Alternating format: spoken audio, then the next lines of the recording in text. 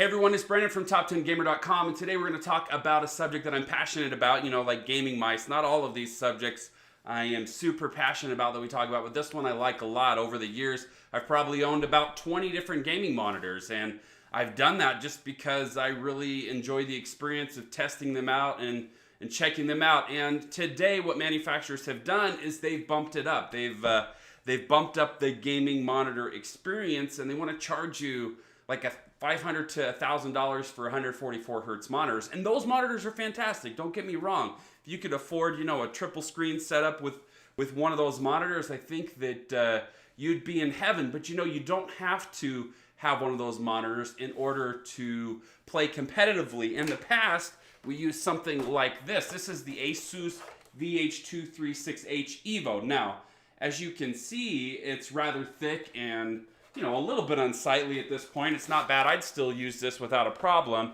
But you know what? They're not regularly available. So what I wanted to do in this video is show you the monitors that I've been using and recommending to people that are in this same price range. A lot of them are like $120, $130. That's it. So you could get 3 of these things for the same price as what the MLG is recommending today. And they have just as low of input lag. Now, for input lag, what you're going to want to look for is under 1 frame or 16 ms of input lag, around there. If you get up to 18 ms, 20 ms, that's still pretty good. There's 2 ways of measuring this. You can measure input lag and then add that together with the response time, or you just have the input lag separately.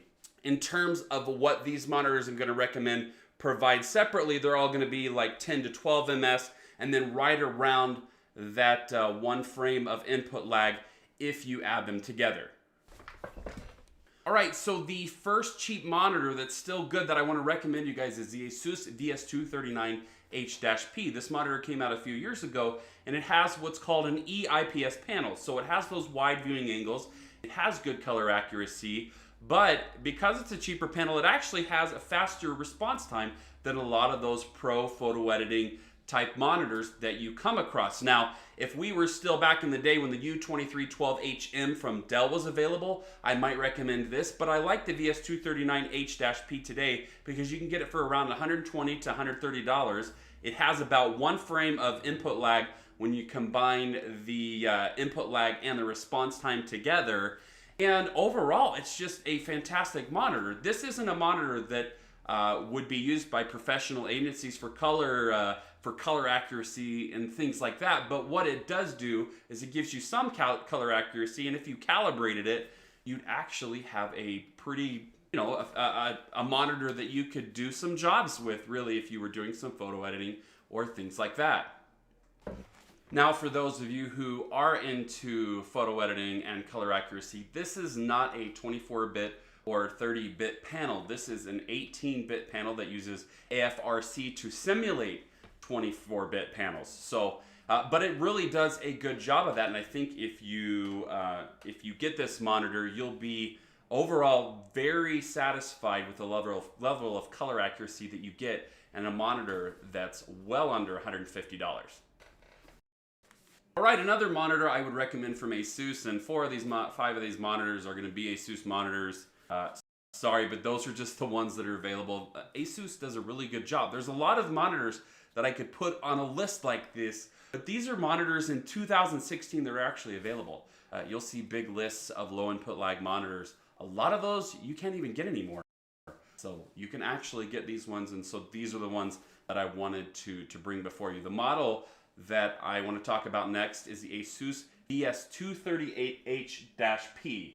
And as you can see behind me, maybe you don't know what these look like, but I actually have 2 of the 24-inch versions of these monitors right here. So I put my money where my mouth is, and I have used these monitors for a few years and absolutely love them. There's nothing wrong with them. Super fast response time of 2 ms. The input lag, I think, is like 10 to 12. So together you can see, you're really sub 1 frame no matter what test or how you're looking at it in terms of this. Now, another great part about this monitor, it's only $115 right now on sale. So you can get this monitor for super cheap. It'll work for any Twitch sensitive competitive game that you're playing. And you know, if you don't want the IPS panel that we mentioned before, you want something maybe with the little faster response time. If you're into that, then this is the model that I would recommend. All right, moving on to the other monitors that I wanted to recommend. We're gonna try to shorten this video so you guys don't have to be here forever, but I just wanted to mention you can always go to my website. If you go in the upper right hand corner of my videos, there's usually like a little eye information card, and I've always linked to my website at that card so that you can easily go and get all this information right in front of you. Sometimes it's easier to listen to the video, sometimes it's easier to go there and look at graphs like this one, where I kind of lay out some of the pros and cons of this, and I write about each monitor, as you can see here.